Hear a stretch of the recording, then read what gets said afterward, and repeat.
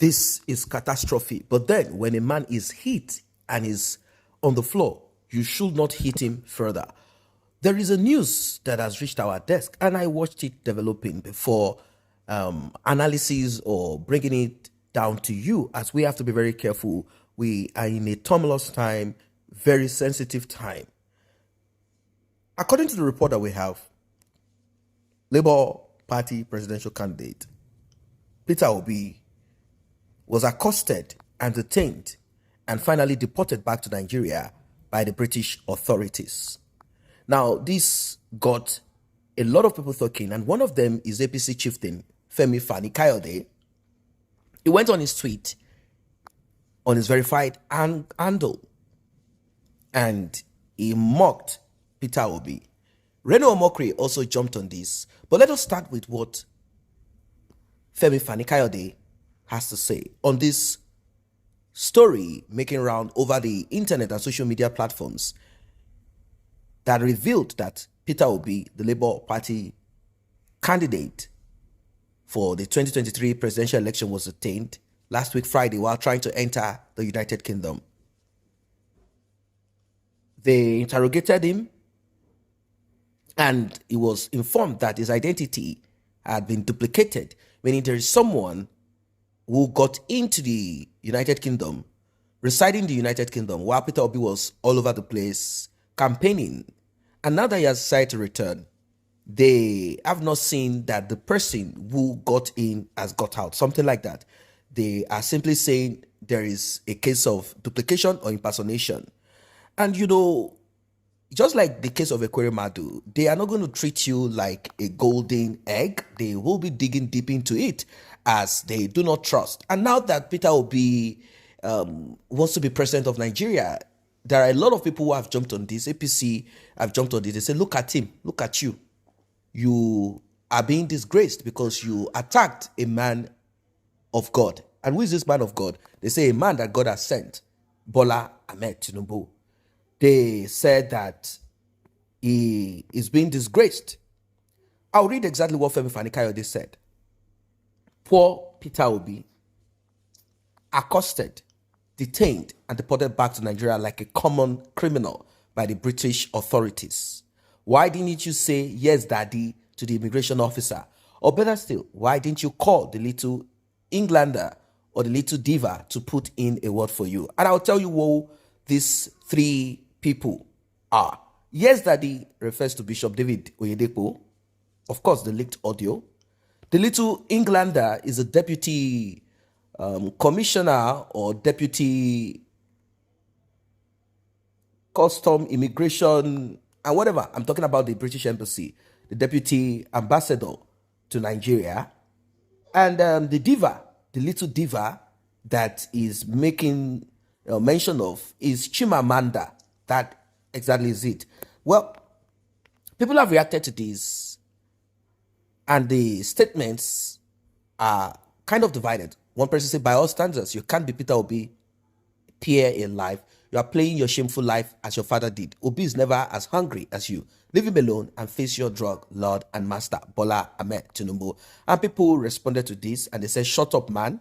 What do you know? How dare you call him a drug lord? If he was, why hasn't he been arrested in the United States, locked up in jail? Did any court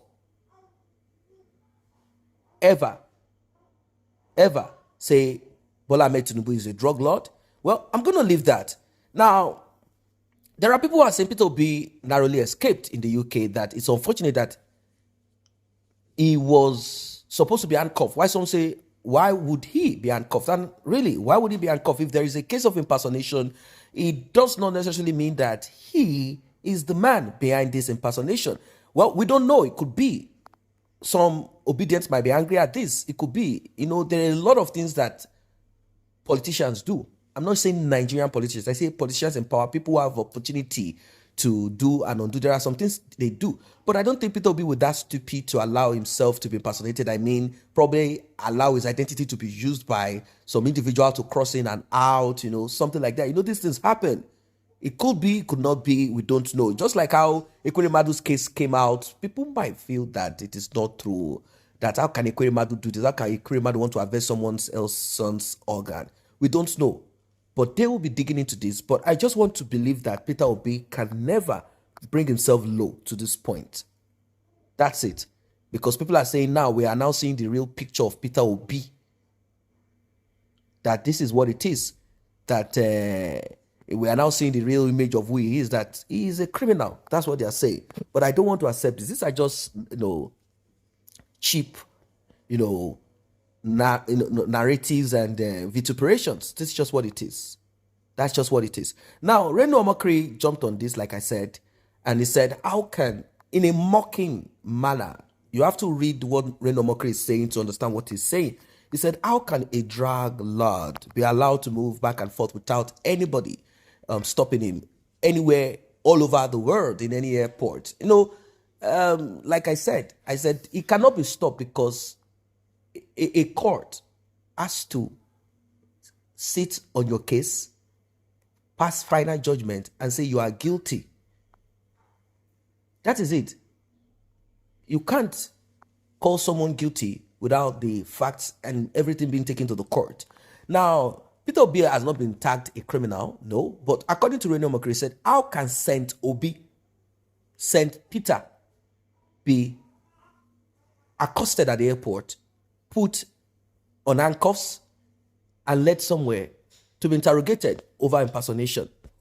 He said, how is this possible? He said, you're saint. So we are seeing a lot of people coming out to kind of speak in a certain manner that is not really right. It is not really right. This happened at Heathrow Airport, London, on April, and people are kind of uncomfortable about this. They are worried about it, and they said, this is wrong. How could you have detained him over offenses allegedly committed by an impostor who is still at large? Till date, nobody knows who that person is, who has been impersonating Peter Obi all over the United Kingdom. This is strange. How could he have been impersonating? I know Peter Obi is not the biggest fish ever. How is it that someone is impersonating him and Peter Obi is all over the place, US, Canada, Nigeria, campaigning? Are they blind? They should have known this. But let us say they don't know, but they only stood there, doing their job. And once Peter Obi wanted to cross in, they are like, Mister, how is this possible? You coming from Nigeria down here? When we checked your immigration or migration or your moving back and forth on our computer, on our database, we checked the trail.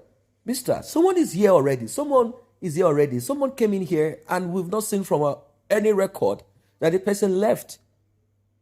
How then are you coming in from Nigeria? And he's like, no, there is nothing like that. I've been all over the place campaigning for my elections and this and that. And they're like, man, we don't care. They really don't care. That's it. Peter Obi was harassed by the London immigration officers and placed on detention. This is just what it is. They questioned him and they said, come on. But this is strange somehow, but then not really strange because of a lot of mysteries that has been experienced by, immigration officers. They see a lot of things. They see a lot of things. They see even a pastor, priest, come through the airport doing, terrible things. So they do not really, unless you have diplomatic immunity anyway. So it was questioned for a very long time. And people are like, how is this so for a man who have lived in that country for a long time? I say, well, I don't know how things work in that, when it comes to such immigration issues. I do not know how it works, but a country that things function as it should be, definitely they will try to dig deep into this and find out what it is all about. What are your thoughts about this? Like I said, I do not want to believe that Peter Obi will now sell his identity to someone, loan his identity to someone. Come on, he will not be that stupid to do that. Moreover, why would he have to loan his identity to someone else? It doesn't just make sense. It doesn't just make sense at all. How did this happen? I believe investigation will be done further to find out about this incident so as to make everything clear. Yes, we cannot quickly jump into conclusion by saying, oh, the Nigerian government, they've now worked with APC. APC is now working with Immigration United Kingdom to harass Peter Obi. No, don't let us be stupid and foolish. They are simply doing their job the way it is supposed to do. These countries, at least to an extent, I'm not saying they are 100% perfect. I'm not saying they do things completely right. To an extent, their country is working and they do their things and function as it should be. Drop your comment, like, share this video.